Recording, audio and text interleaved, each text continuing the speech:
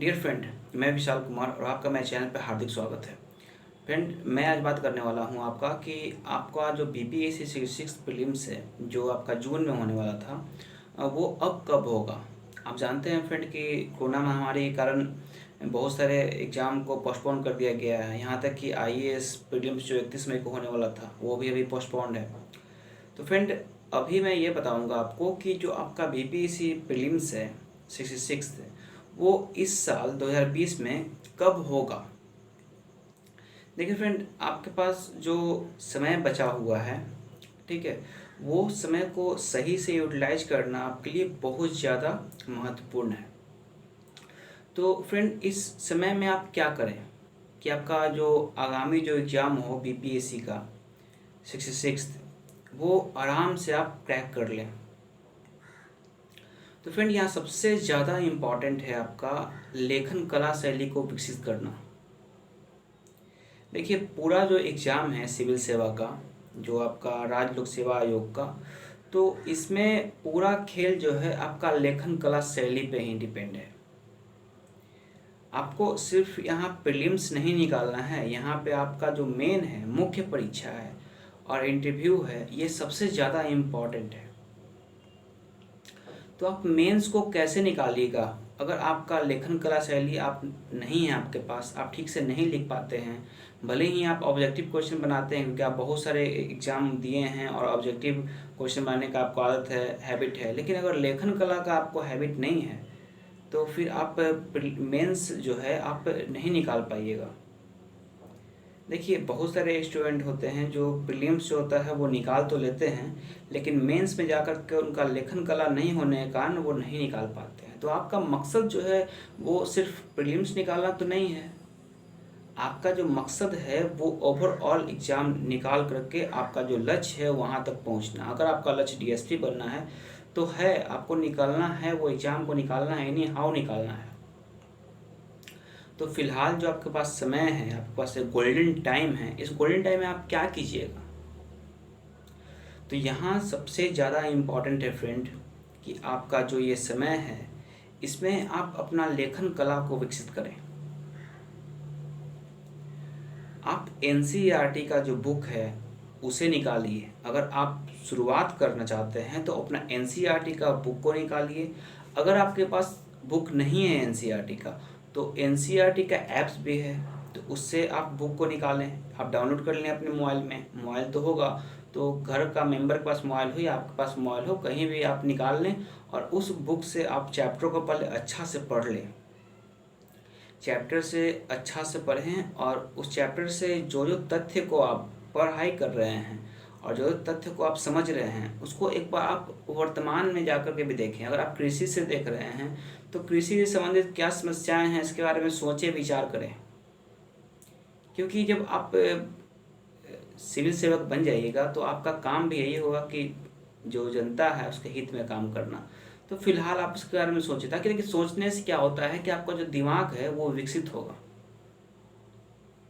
तो ये बहुत इम्पॉर्टेंट है, आप हर पॉइंट को ठीक से पढ़ें।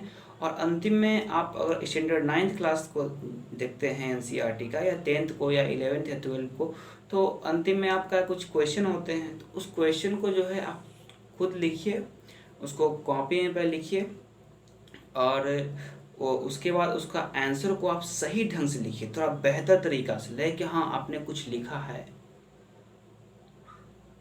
हर एक पॉइंट को बहुत महत्व दीजिए और लिखिए, तो बेहतर लिखने, जितना अच्छा हो सके उतना अच्छा लिखने आप कोशिश कीजिए। आप हम जानते हैं कि शुरू में जो है आपको समस्या का सामना करना पड़ता है, क्योंकि जो लेखन कला शैली है वो 1 या 2 दिन में नहीं आता है या महीना भर में नहीं आता है। बहुत सारे स्टूडेंट में ये मिथ्याएं होती है कि वो प्रीलिम्स तो निकाल लेंगे, उसके बाद तुरंत हम तैयारी करके मेंस भी निकाल लेंगे।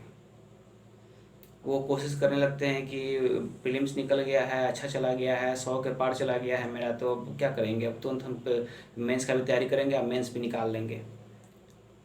कुछ अपना यूट्यूब का सहायता करने लगते हैं कि मेंस ले, लेकिन बहुत कम चांस होता है आपका सफलता का अगर आप पहले से प्रैक्टिस में नहीं हैं। ज़रा सोचिए कि जिस एग्ज़ाम को आप देने जा रहे हैं उस एग्ज़ाम में अच्छे अच्छे विद्यार्थी बैठते हैं जो पहले डिस्क्वालीफाई हो गए हैं, कुछ अच्छे अच्छे पोस्ट पे हैं, कुछ सिविल सेवा जो आईएएस का तैयारी कर रहे हैं एस्पायरेंट, वो भी उसमें बैठते हैं।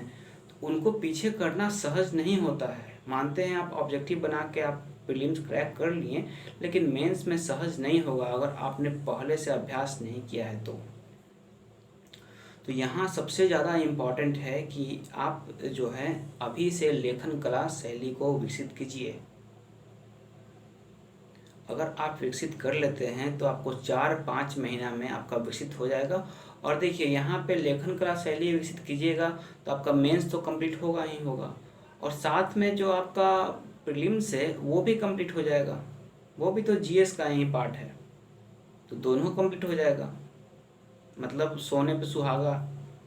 तो पहले हम वो काम क्यों करते हैं कि जब हम प्रीलिम्स में जो क्वेश्चन है उसको रटते हैं, ऑब्जेक्टिव बनाते रहते हैं। नहीं, सबसे गलती काम है ये।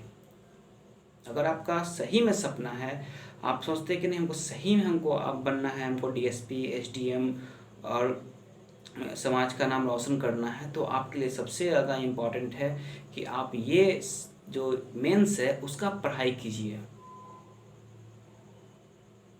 एकमात्र आपका सफलता का जो मार्ग है वो है आपका मेंस।